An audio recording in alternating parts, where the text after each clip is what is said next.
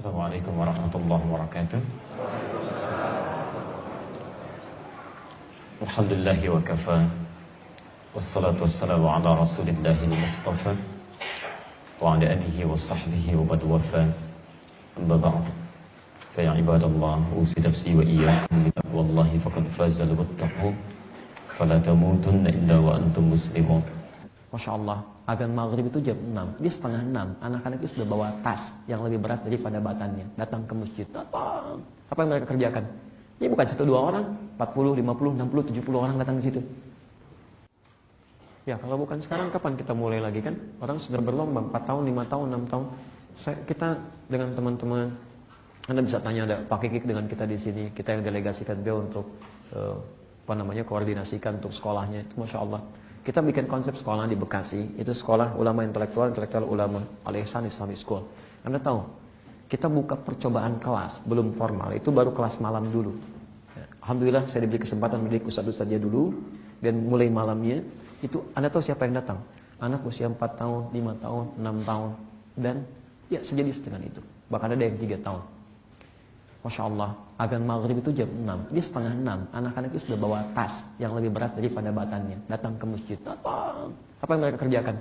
Ini bukan 1-2 orang, 40, 50, 60, 70 orang datang ke situ. Anda tahu apa yang terjadi? Mereka sholat berjamaah di saf mereka, karena kita itu mengajarkan dulu mereka bagaimana adab masjid. Mulanya kita jadikan mereka cinta dengan masjid. Silakan, ayo masuk masjid bebas. Kita lihat, oh ternyata masih ada yang masuk dengan kaki kiri, masuk ke masjid, di masjid begini. Lalu diajarkan kisah tentang masjid, bagaimana beradab, dikasih safnya. Jadi ketika mereka sholat pun mereka sudah tahu hukum masjid. Ya antum jangan cegah orang anak-anak ke masjid, jangan. Itu indah. Itu indah, biarkan mereka ke masjid. Tapi tolong orang tua kenalkan tentang hukum masjid. Bisa sebelum waktunya sholat Anda kenalkan begini-begini, sehingga mereka mencintai masjid dengan adabnya. Dengan adabnya. Maka yang mau saya sampaikan, mereka sholat berjamaah, mereka menghafal Quran setelah sholat maghrib, setelah itu isya berjamaah lagi, setelah itu selesai isya mereka ulangi hafalan lagi, ada yang belajar sirah dan sebagainya. 8:30 baru pulang ke rumah, istirahat langsung tidur.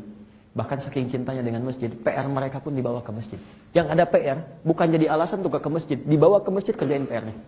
Ustaz dampingi, berikan kalau di masjid insya Allah cepat selesai, kalau di masjid nyaman dan sebagainya, hadir semua di situ. Yang mau saya sampaikan, anak 4 tahun, 5 tahun, 6 tahun, bahkan 3 tahun datang ke masjid 30 menit sebelum ada maghrib. Salatnya berjamaah, pasca salat menghafal Quran, isya berjamaah, selesai isya masih murajaah. Antum dikasih 30 tahun, 40 tahun, 50 tahun, silahkan cek. Jangankan setelah qomat pun antum belum juga tergerak untuk menunaikan salat ke masjid. Apakah setelah salat antum kemudian bisa menghafal Quran? Apakah isya ke masjid lagi? Apakah ba'da isya antum murajaah lagi? Kalau antum belum bisa mengerjakan itu, atau satu dari variabel tadi antum belum kerjakan, antum kalah sama anak usia 3 tahun, 4 tahun, 5 tahun. Dan berita yang penting antum ketahui sekarang, anak 3 tahun belum ada taklif untuknya.